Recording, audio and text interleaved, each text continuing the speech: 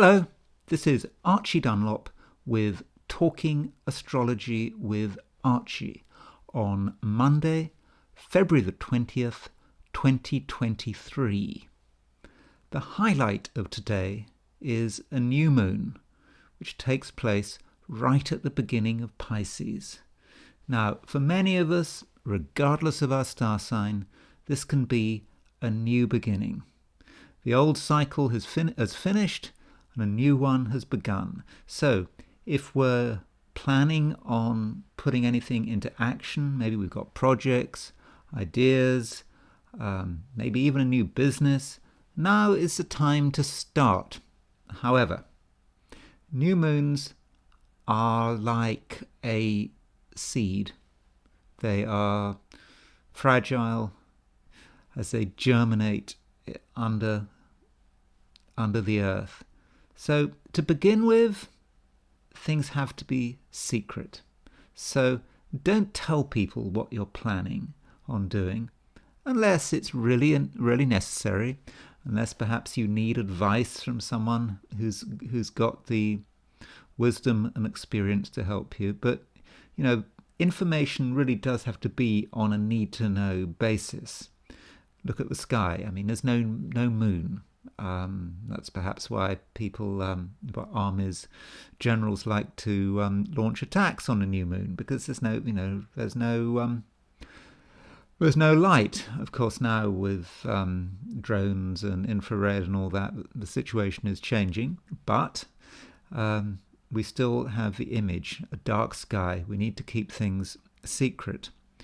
And while all this is going on, there is a mutual reception between the Sun and Venus. The Sun is in Pisces, and Venus is exalted in Pisces. Venus is in Aries, and the Sun is exalted in Aries. So we call this in the jargon a Sun-Venus mutual reception by exaltation. So the Sun being a male planet, Venus being a female planet, we get the image of a configuration that is pretty fortunate for relationships. So if you want to get a relationship going, if you want to reach out to someone, now is really the time to do it. And I'm not just talking about romance, whatever the reason, whether it's friendship, business, anything else, now is the time to really get things going. At the same time, Venus is on the Aries point. It's at 0 degrees Aries. And in astrology, the Aries point is really important. It represents the world at large. So if we want to get our image out to the wider population, now is almost certainly the time to do it. We can be taken seriously, and people will take notice of us, provided, of course, that our time is right. But that's a very individual matter, and we have to decide. But if now is the time to launch ourselves, then it's a great time to be doing it. I should also say that with Venus moving into Aries, we get a 45-degree aspect with Uranus. Now, normally that's not much of a big deal. But Venus is perhaps acting as a trigger.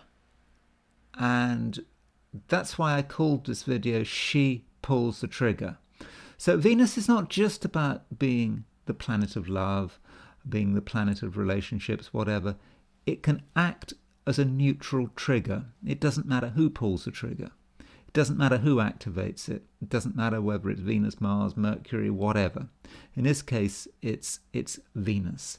And by this trigger, I mean that Uranus is semi-square the Aries point. And I've talked about that. I talked about that last week. Uranus is the planet of earthquakes. We've already seen the earthquake in Turkey. It's a planet of explosions. It's a planet of the unexpected. Aries is the world at large. And so Uranus has really manifested heavily. And we might think that it's passing. But now Venus by moving on to the Aries point, has brought the whole thing together again. So it may be that we see some fireworks today, perhaps tomorrow as well. So look out, and unexpected events. Certainly in terms of relationships. Yes, relationships are getting better, but there's also a hint of instability there. I mean, maybe that's going to be fun, but you have to be aware of that, and you mustn't have a script in your head about how you and someone else are going to interact. You must be ready to improvise, because the situation can change very quickly. Now, I want to go back and continue talking about the new moon.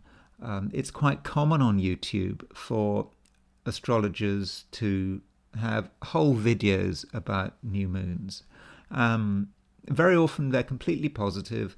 They say how wonderful the new moon is going to be, new energy, optimism. You know, they really spin it. I mean, reality is new moons happen quite a lot. I mean, in fact, they happen every month.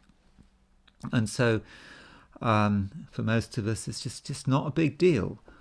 This new moon, if you look at it, is, it's pretty average. It's not an eclipse. It's not a new moon. It doesn't have the power of a new moon eclipse. So, I wouldn't get too excited about the new moon, though, as I've said, it can be a new beginning.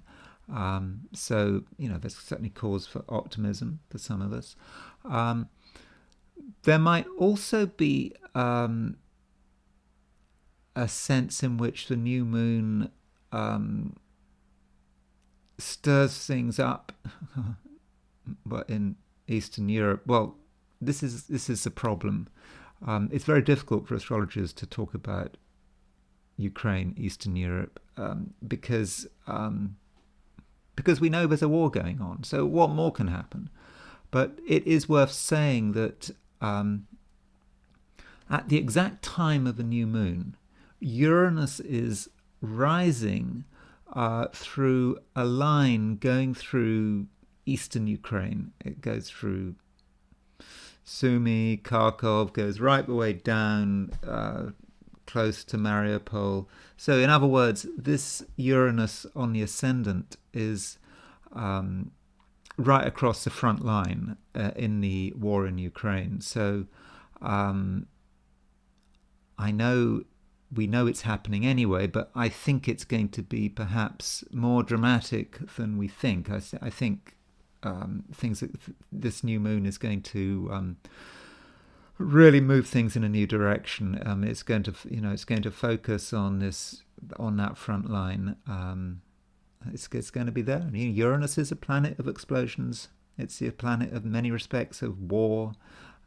So we must look at that area. As I said, Kharkov, Sumy, Izium, all these places where Uranus is rising at that time of the full moon, and that's not just a one-day wonder. I think it's gonna have an impact for weeks, maybe until the next new moon in a month's time.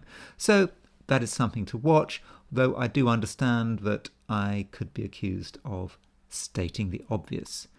Anyway, that's all I've got to say, and I will see you tomorrow.